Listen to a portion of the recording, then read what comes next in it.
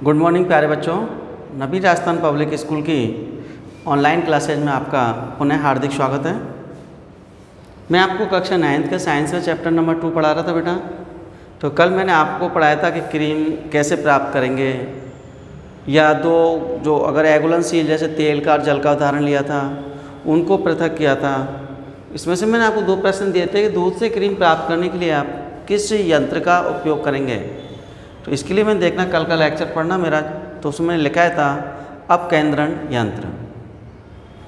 दूसरा था कि 2 एगुलेंसील द्रवों को पृथक करने के लिए जो विधि काम में आती है उसका वर्णन। तो उसमें मैंने आपको तेल का और पानी का मिश्रण लेके बताया था बेटा, क्योंकि तेल का घनत्व कम होता है, पानी का ज़्यादा, तो तेल ऊपर रहता है और पानी कहाँ रहता है बेटा, नीचे। तो इसी तरह से आप कोई पर्टिकुलर तेल का नाम लेके भी कर सकते हैं, जैसे कैरोसिन या मीठा तेल या घी भी डाल सकते हैं। बात वही है, चिकना पदार्थ जो भी होगा, ऑयल डाल दो कोई सा, सब कहाँ जाएगा बेटा, ऊपर आ जाएगा।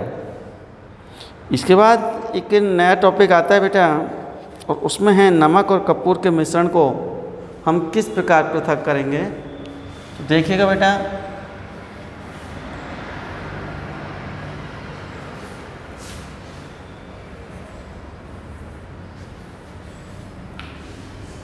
नमक और कपूर के मिश्रण है ना, नमक तथा कपूर, नमक तथा कपूर के मिश्रण को पृथक करना।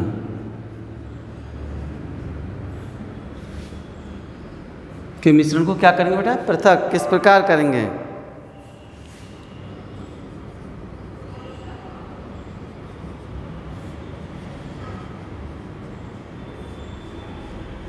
देखो बेटा, आप लोगों ने कपूर तो देखा होगा। कपूर में क्या होता है, एक ऐसा है कि जिसको अपन जलाते हैं कपूर को तो भाप बन के उड़ जाता है। इसमें एक प्रॉपर्टी पाई जाती है ऊर्ध्वपातन। मैंने पुराने लेक्चरों में समझाया था ऊर्ध्वपातन। ऊर्ध्वपातन वह प्रॉपर्टी होती है बेटा जिसमें पदार्थ ठोस अवस्था से सीधे गैस अवस्था में जाता है, यानी इसमें द्रव अवस्था अनुपस्थित रहती है। नहीं तो वैसे तो ठोस से कहाँ जाना चाहिए था, द्रव में, लेकिन नहीं जाता और डायरेक्ट कहाँ चला जाता है, गैस। तो यानी ये कैसा है, ऊर्ध्वपातक पदार्थ है, यानी ऊर्ध्वपातन का इसमें गुण पाया जा रहा है, किसमें, कपूर में। अब जब नमक से इसको पृथक करना है तो इस गुण को हम काम में लेंगे पृथक करने के लिए। तो उसके लिए मैं आपको एक डायग्राम बना के समझाऊंगा बेटा। डायग्राम के माध्यम से हम इसको अच्छे प्रकार से समझ सकते हैं। तो देखिएगा, जैसे सबसे पहले आप एक वॉच ग्लास ले लीजिएगा।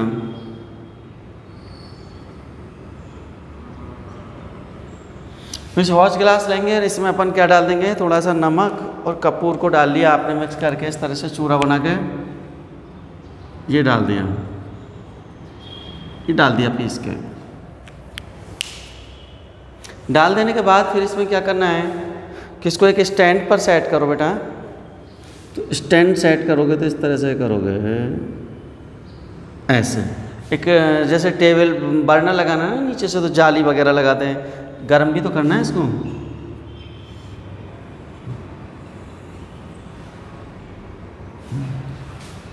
और यहाँ इसके क्या हो गए, स्टैंड।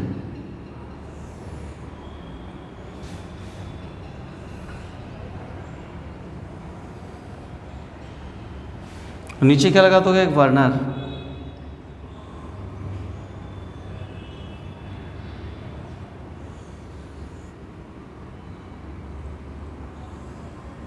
इस तरह से एक नीचे बर्नर रखा हुआ है। फिर इसके ऊपर एक उल्टी कीप रखोगे आप। उल्टी कीप इस तरह रखोगे, देखो आप बेटा, ये ले लिया आपने,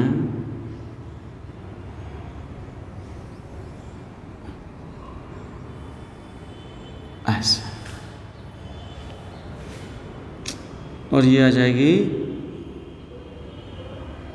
उल्टी कीप,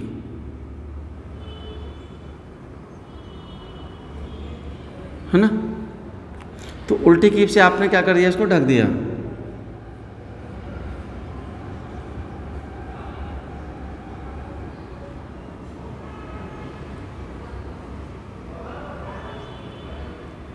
तो यहाँ तक ये कीप आ गई।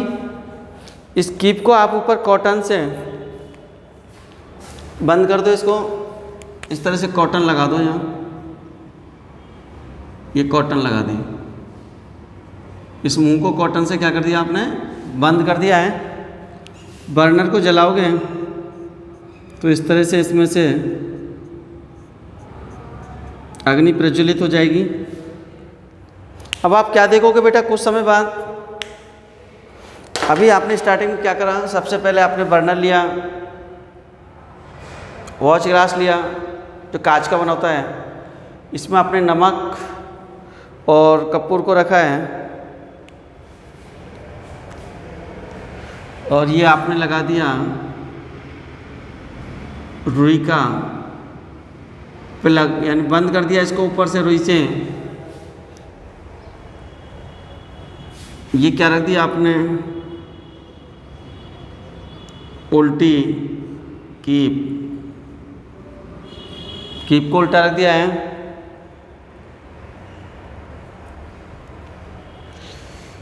ये जो ली चीनी मिट्टी की प्याली, जिससे कि चटके नहीं, ये चटक गए तो नुकसान हो जाएगा बेटा। कपूर और नमक का मिश्रण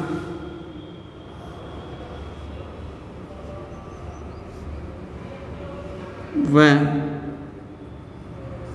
नमक का मिश्रण, जब इसको आप गर्म करोगे बेटा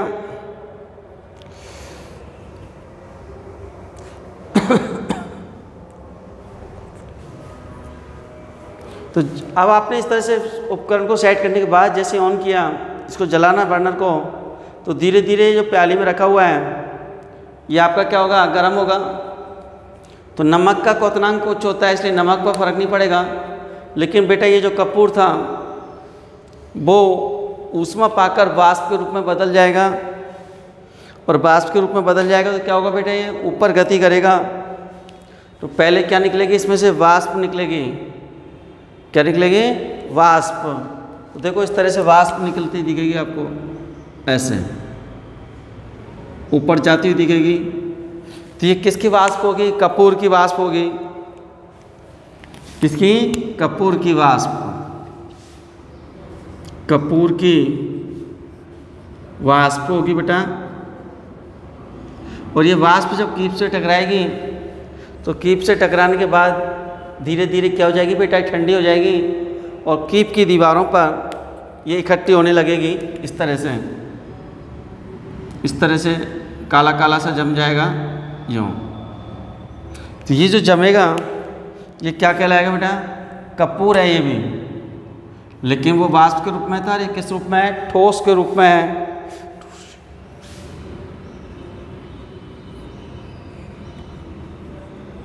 ठोसीकृत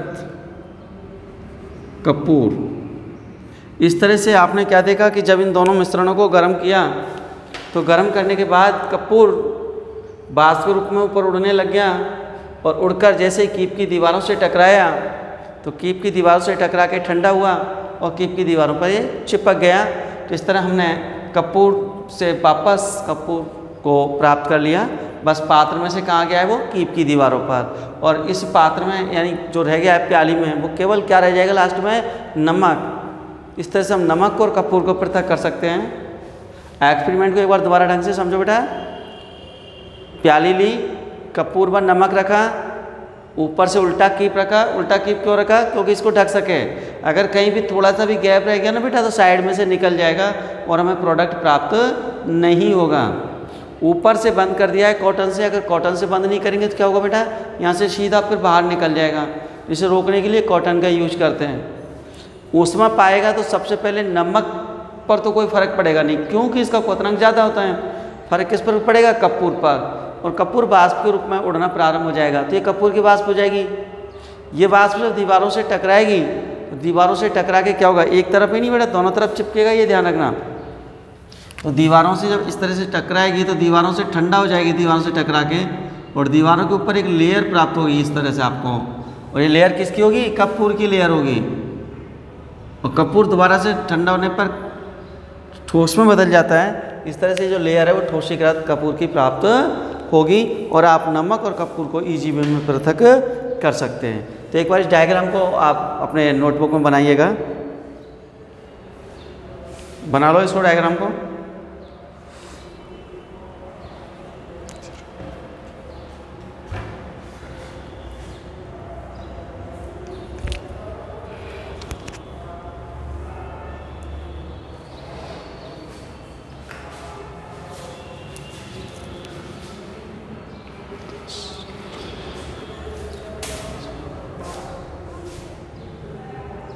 तो आप लोगों ने इसको बना लिया होगा इस डायग्राम को। इस डायग्राम को बनाने के बाद कल मैंने आपको इंक के बारे में बताया था कि अपन ने इंक ली तो कैसे जो तरल रूप में इंक थी उससे हमने उसके अवयव को यानी घटक को पृथक किया था। तो उसके लिए प्याली लेके उस पर गर्म किया था। अब मैं एक दूसरा प्रैक्टिकल कराऊंगा बेटा कि जो काली इंक होती है, ब्लैक इंक, देखने में तो हमें ब्लैक लगती है, तो हमारे दिमाग में एक ही चीज़ आती है कि इसमें कोई भी काला पदार्थ मिला दिया होगा।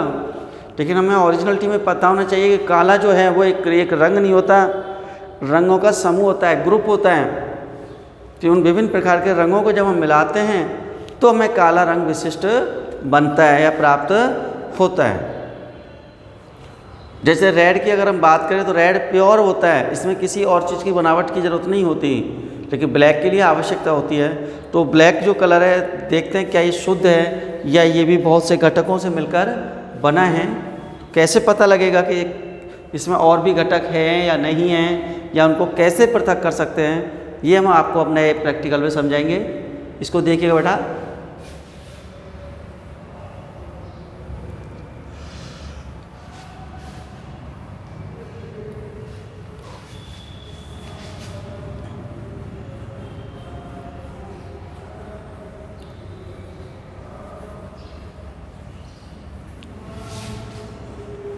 तो अगला टॉपिक आएगा हमारा, क्या काली स्याही में डाई एक ही रंग है? क्या काली स्याही में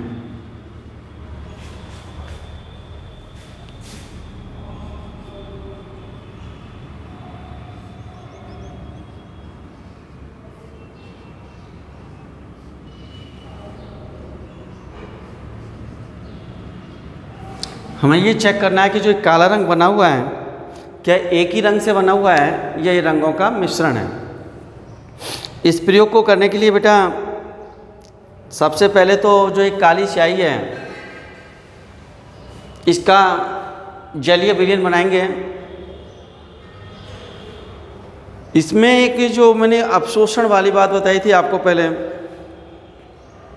कि हर चीज़ दूसरे पदार्थ में बराबर मात्रा में नहीं घुलती या बराबर अवशोषित नहीं होती है। अवशोषण की अलग अलग कैपेसिटी होती है। उसी सिद्धांत से हम इस कलर के रंगों के बारे में व्याख्या कर पाएंगे कि काले रंग में भी कुछ प्रकार के रंग मिले हुए होते हैं। तो इसको करने के लिए आप सबसे पहले क्या करोगे बेटा कि इसका एक जलीय विलयन बनाओगे, और जलीय विलयन बनाने के बाद तो देखिएगा किस तरह से उपकरण सेट करोगे।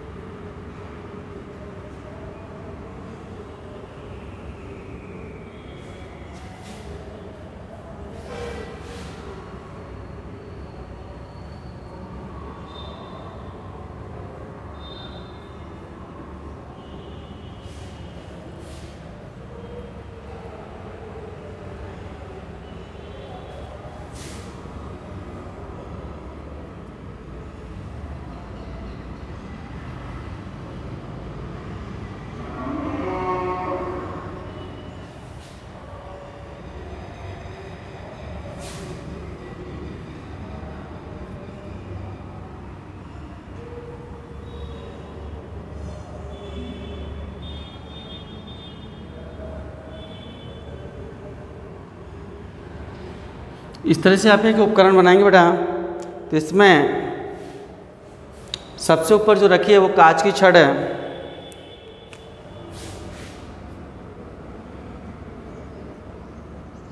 कांच की छड़,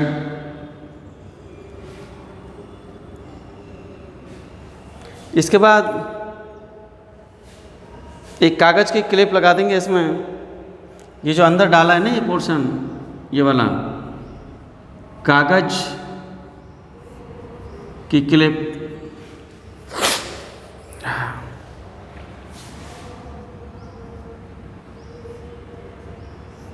ये रॉड थी। इस रॉड पर क्या लपेट दिया आपने? कागज़, और कागज़ की क्लिप को आपने इसमें डाल दिया है।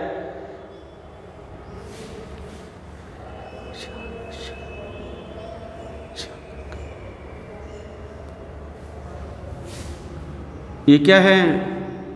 जार, जो कांच का बना वो लेंगे आप। इसमें एक लाइन बना देंगे।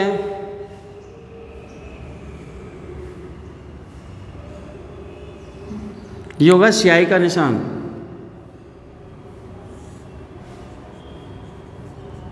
स्याही का निशान।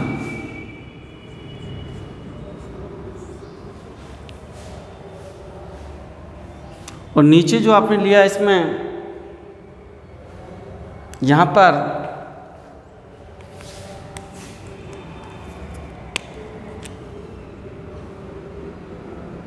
क्या भर दोगे आप? जल।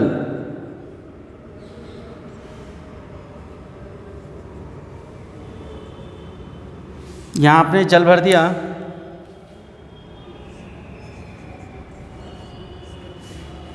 तो अब आप इस उपकरण में क्या देखोगे बेटा कि नीचे जल भरा हुआ है, ये कांच का है, ये छड़ है, इस पर पेपर लगा हुआ है। इसमें जैसे ही आप इंक डालोगे तो जल में घुलेगी वो इंक। इंक जैसे ही जल में घुलेगी बेटा तो आपको क्या लगेगा कि जैसे ही इंक है, यहाँ पर ये तो इंक है, ये जल है, तो कागज़ के जल को क्या करेगा? अवशोषित करेगा। कागज़ जल को क्या करेगा? अवशोषित करेगा। और जल धीरे धीरे धीरे धीरे धीरे धीरे इस तरह से ऊपर चढ़ता जाएगा। तो जल के साथ जो ये इंक थी ना बेटा, इंक के पार्टिकल भी ऊपर चलते जाएंगे। अगर एक ही प्रकार के पार्टिकल होते हैं तो जो कागज़ लिया है ना, कागज़ पेपर है, उस पेपर पर एक ही प्रकार का ब्लैक कलर आ जाता। लेकिन हमको देखेंगे कि कुछ अजनबी चीज़ दिखाई देगी कि हर जो लाइन होगी ना वो अलग अलग कलर की होगी। प्रत्येक लाइन कैसी होगी बेटा? अलग अलग कलर की। तो हमको अचंभा होगा यार, हमने तो ब्लैक ली थी, ये अलग कलर कहाँ से आ गए? ब्लैक ही तो लिया था, फिर ये इन कलरों का कहाँ से यूज हुआ, कहाँ से अटपके? क्या किसी ने मिला दिए क्या? नहीं मिलाए, ढक दिया था हमने तो ये। तो इसका मतलब ये सारे कलर किस में से निकले हैं? इस ब्लैक इंक में से निकले हैं। और ये ब्लैक इंक इन कलरों से मिलकर बनी है। दोबारा समझो इस प्रयोग को ढंग से बेटा। ये जार ले लिया, ये कांच की रॉड पर कागज़ लपेट दिया है। कागज़ की रॉड की सहायता से कागज़ को कहाँ तक ले आए? नीचे ले आए, पूरा यहाँ तक ले आए। इस कागज़ पर क्या डाल दिया आपने? इंक। नीचे पूरे पर नहीं, नीचे के हिस्से पर क्या डाल दी? इंक। अब ये कागज़ किसके संपर्क में आ गया है? जल के में। तो ये कागज़ इस जल को क्या करेगा? अवशोषित करेगा। और जब इसको अवशोषित करेगा बेटा तो ये जल कहाँ जाएगा? ऊपर। भाई इस कागज़ ने इस जल को अवशोषित किया। आप जानते हो कागज़ जैसे ही जल में जाता है जल को ऊपर अवशोषित करता है। तो जल की मात्रा धीरे धीरे धीरे धीरे इस तरह से ऊपर बढ़ना प्रारंभ होगी। जल जैसे बढ़ता बढ़ता कहाँ पहुँच गया है? स्याही के पास। जैसे इंक के पास पहुँच जाएगा, इंक उसमें घुलेगी पानी में। पानी का क्रम तो बढ़ता जाएगा क्योंकि हमने इधर सूखा लिया था कागज़, और निश्चित है जब तक पूरा गीला नहीं होगा पानी कहाँ तक चलता जाएगा? ऊपर। तो अब यहाँ पानी के साथ साथ इंक भी ऊपर चलना प्रारंभ हो जाएगी।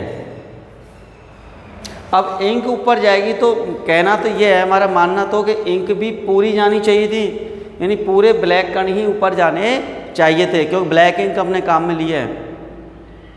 लेकिन हमको परिणाम कुछ और ही प्राप्त होंगे। उन परिणामों में हमें दिखाई देगा कि वो जो जा रहे हैं वो ब्लैक इंक के नहीं जा रहे हैं, अलग अलग इंक की अलग अलग लाइनें प्राप्त हो रही हैं। तो हमको अचंभा होगा थोड़ी देर के लिए, यार हमने इंक तो डाली थी ब्लैक, इसमें अदर कलर कैसे आ गए, ग्रीन ब्लू रेड कैसे आ गए, हमने तो डाले ही नहीं थे ना, बगैर डाले कहाँ से उत्पन्न हो गए? ये तो बगैर बिन बुलाए मेहमान वाली बात हो गई। बिन बुलाए मेहमान है? नहीं बेटा, ये बिन बुलाए मेहमान नहीं है। ये कैसे मेहमान हैं? जो इंक के साथ उपस्थित हैं, यानी इन्हीं मेहमानों की सहायता से, इन्हीं कलर की सहायता से इस ब्लैक इंक का क्या हुआ है? निर्माण। ब्लैक इंक अपने आप में पर्टिकुलर एक अकेला कलर नहीं होता है। ब्लैक इंक यानी ब्लैक कलर को बनाने के लिए बहुत सारे कलर्स का मिश्रण बनाया जाता है, और ये मिश्रण जल के साथ जैसे जैसे ऊपर जा रहा है तो अलग अलग लाइन बनने का रीज़न ये बेटा कि अलग अलग कलर कागज़ के जल के द्वारा अलग अलग अवशोषित होगा। यानी कागज़ की जो अवशोषण क्षमता है अलग अलग कलर के लिए क्या होगी? अलग अलग। जल में घुलनशीलता भी अलग अलग होती है हर कलर की, तो जो ज़्यादा घुलनशील है ज़्यादा अवशोषण होगा कागज़ के द्वारा और वो ऊपर तक चलता जाएगा। जिसकी घुलनशीलता कम है वो कहाँ रह जाएगा? रास्ते में ही रह जाएगा। और ये तो आप भी जानते हो, जिसकी कैपेसिटी होती है वो लॉन्ग टाइम चलता है, और जिसकी कैपेसिटी कम होती है वो क्या चलता है? Short time. तो जिसकी डिजोल्वेशन पावर यानी घुलनशीलता कम थी वो कहाँ रह जाएगा बेटा? पास। उससे ज़्यादा घुलनशील ऊपर, उससे ज़्यादा ऊपर, उससे ज़्यादा ऊपर, उससे ज़्यादा ऊपर। तो इस तरह से सारे के सारे कलर हमें स्टेप बाय स्टेप प्राप्त हो जाएंगे। और हम कह सकते हैं कि जो काला कलर था, जो डाई थी, वो एक नहीं, ये अनेकों कलर का क्या है? मिश्रण। और इस तरह से हम हर कलर को अलग अलग जांच सकते हैं। तो ये जो विधि है ये कौन सी है? क्रोमेटोग्राफी। इस विधि का नाम क्या है? क्रोमेटोग्राफी। इसका याद रख लेना नाम, क्रोमेटोग्राफी।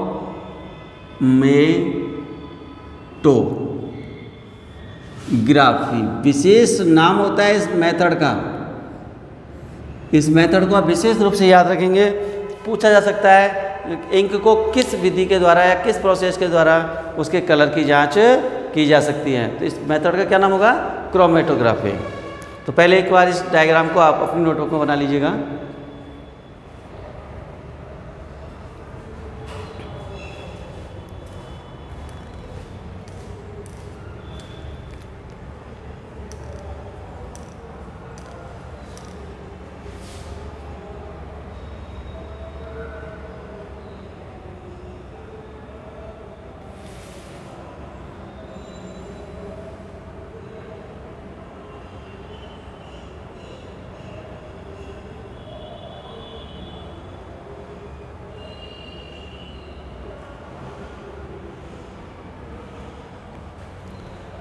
अब आप कहोगे सर इसको क्रोमेटोग्राफी क्यों नाम आया, इसका विशेष नाम, और जो आप कह रहे हो कि याद भी करो, तो उसके पीछे कुछ ना कुछ रीज़न होता है। बगैर रीज़न के कुछ भी नहीं होता। तो इसमें ऐसा है बेटा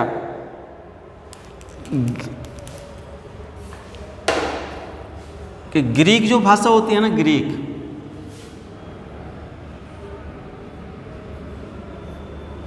भाषा यानी लैंग्वेज में क्रोमेटो, जो क्रोमा है ना, क्रोमा का अर्थ होता है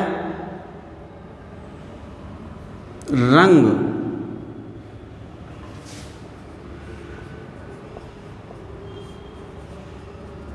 ग्रीक भाषा में क्रोमा का अर्थ क्या होता है बेटा? रंग होता है।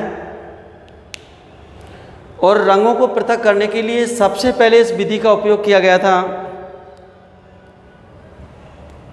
यानी इस विधि को सबसे पहले रंगों को पृथक करने में किया गया। जब इस विधि का उपयोग सबसे पहले रंगों को पृथक करने में किया गया, और क्रोमा का अर्थ क्या होता है? रंग। क्रोमा का अर्थ क्या होता है? रंग। तो यहाँ से इस वर्ड को क्या कर लिया? सेलेक्ट कर लिया। क्रोमा से बन गया क्रोमेटोग्राफी। ये एक ऐसा मेथड है बेटा, ऐसी विधि है। ये जो मैं स्टार बना रहा हूँ ना, ये आपको लिखने हैं। पूछा जा सकता है ग्रीक भाषा में क्रोमा का क्या अर्थ है, या इसका नाम क्रोमेटोग्राफी क्यों पड़ा? छोटे छोटे प्रश्न बनते हैं। दूसरा क्वेश्चन यहाँ से ये बनेगा बेटा कि इसका उपयोग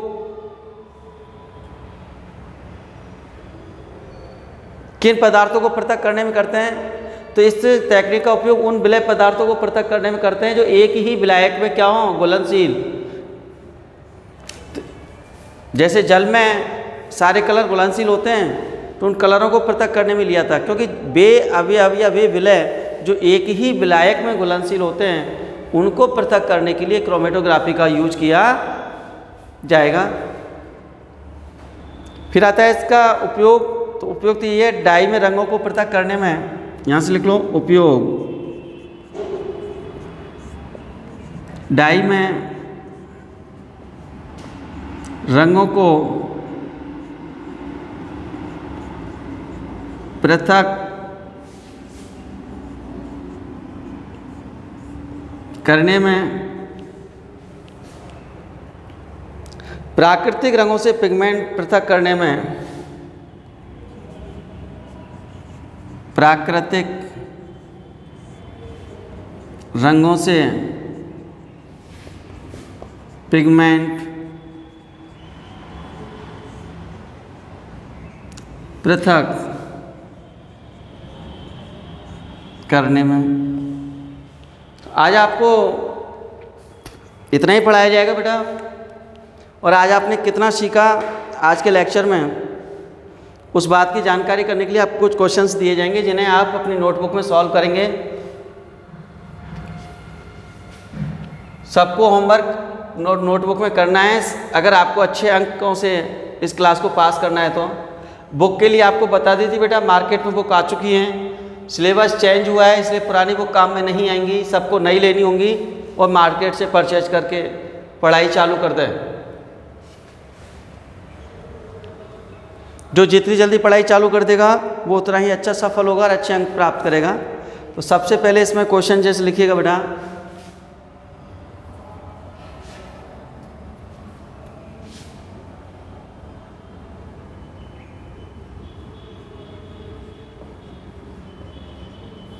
ग्रीक भाषा में क्रोमा शब्द का क्या अर्थ है?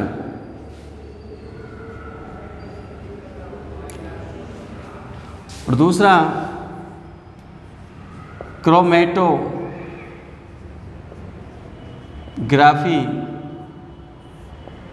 विधि के उपयोग लिखिए। आज के लिए इतना ही, धन्यवाद।